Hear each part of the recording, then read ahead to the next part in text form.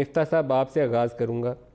کتنے بڑے نقصانات اور قرضوں کے بوجھ اور مالی خسارے اور انفلیشن کے اندر آپ پاکستان کو چھوڑ کے گئے ہیں کہ 5-6 ماہ کے اندر تحریک انصاف اس کو سنبھال نہیں پائی. کتنے مسائل تھے جو آپ چھپا گئے تھے کارپیٹ کے نیچے اور پتہ نہیں چلے, ابھی آنے کے بعد پتہ چلے. شکریہ ندیم بھائی. دیکھیے ہر چیز جو ہم کو پتہ تھی وہ اپوزیشن کو پتہ تھی, تو یہ کہنا تو ایک دم درست نہیں ہے. جو اس ملک کے اوپر قرض تھا وہ تو اسٹیٹ بینک پبلش کرتا ہے, وہ آج بھی کرتا ہے. انہوں نے 7 ماہ میں پہلے 7 ماہ میں 3,000 ارب روپے سے قرضہ بڑھا دیا ہے, وہ مجھے پتہ ہے, میں نے اس کے بارے میں لکھا ہے. تو جو ان کا پرچہ ہے وہ بھی سب کے سامنے ہے, ہمارا پرچہ بھی سب کے سامنے ہے.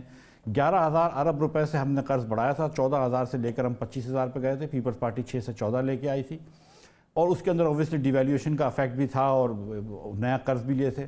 اور قرض جو پاکستان کے اندر ہے وہ اسٹرکچرل مسئلہ ہے. وہ آج خرم حسین نے بھی ایک آرٹیکل میں لکھا ہے کہ دیز آر اسٹرکچرل ایشوز جو پاکستان کی قیادت کو بیٹھ کے سالو کرنے. لیکن خان صاحب نے لوگوں کو لالی پاپ دیا, جھوٹے وعدے کرے, سب کو یہ انہوں نے طے دیا کہ وہ آ جائیں گے تو ڈالروں کی بارش ہو جائے گی, وہ آ جائیں گے تو ٹیکس بھی بڑھ جائے گا, وہ آ جائیں گے تو قرض بھی ختم ہو جائے گا.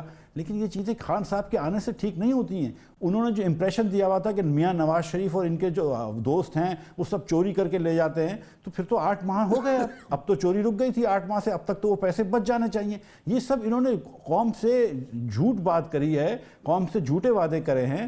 اس ملک میں بڑے مسائل ہیں. اس ملک سے دیکھیں, ہندوستان اور بنگلہ دیش اور سری لنکا کی گروتھ ریٹ ہم سے تیز ہو گئی ہے. جب سے آپ کی سیکنڈ یہ افغان جہاد شروع ہوا, سیکنڈ وار آن ٹیرر شروع ہوا, جب سے پاکستان میں بیرونی ملک سے لوگ آنا کم ہو گئے ہیں, ختم ہو گئے ہیں. ایک فورن ایئر لائن پاکستان میں نہیں آتی جو کہ اپنا کرو رات کو ادھر ٹھہراتی ہو. تو اس صورتحال میں پاکستان کی معیشت تو بہت بری ہو گئی ہے. اور اس سے پہلے کہ ہم ریفارم کریں, ہم کو گروتھ ریٹ بڑھانا ہے. جب ہم آئے تھے حکومت میں تو آپ کو پتہ ہے بجلی 12 گھنٹے نہیں ہوتی تھی. ہم بجلی لے کے آئے, ہم گیس لے کے آئے. اب گیس کے اندر ہر آدمی کے منہ پہ زبان پہ یہ تھا کہ ایل این جی میں چوری کری, ایل این جی میں چوری کری, ایل این جی میں چوری کری. ہوا یہ کہ انہوں نے ایل این جی کی سستی شپس واپس کری, مہنگا فرنس آئل لیا, اور یہ جو سپیڈ سے چڑھ رہا تھا پہلے سے, ہمارے زمانے میں بھی روز کے 7 کروڑ روپے 5 سال میں ایوریج پہ چڑھا ہے سرکولر ڈیٹ, لیکن ان کے زمانے میں 127 کروڑ روپے سے چڑھ رہا ہے. اس کی اور سپیڈ بڑھا دی. کیا فائدہ ہوا آپ کو یہ کرنے سے؟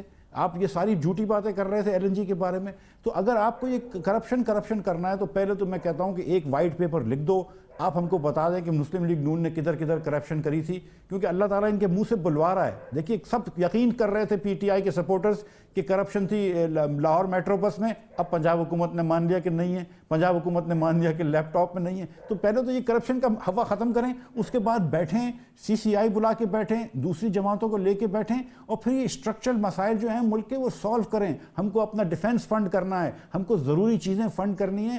ہم اس طرح ہمارے ریونیوز کم ہو رہے ہیں. مجھے ایسا لگ رہا ہے ندیم بھائی کہ بہت سالوں بعد یہ پہلی مرتبہ ہوگا کہ پچھلے سال جو ہم نے 3900 بلین روپے کا نمبر ٹچ کیا تھا, شاید وہ اتنا بھی ٹچ نہ کر سکیں. یہ پہلی مرتبہ ہوگا کہ پاکستان کا ریونیو جو ہے وہ دوسرے سال کم تھا, جبکہ انفلیشن اب 8% ہو گئی ہے. تو ان کی یہ اب سیکھ رہے ہیں کام.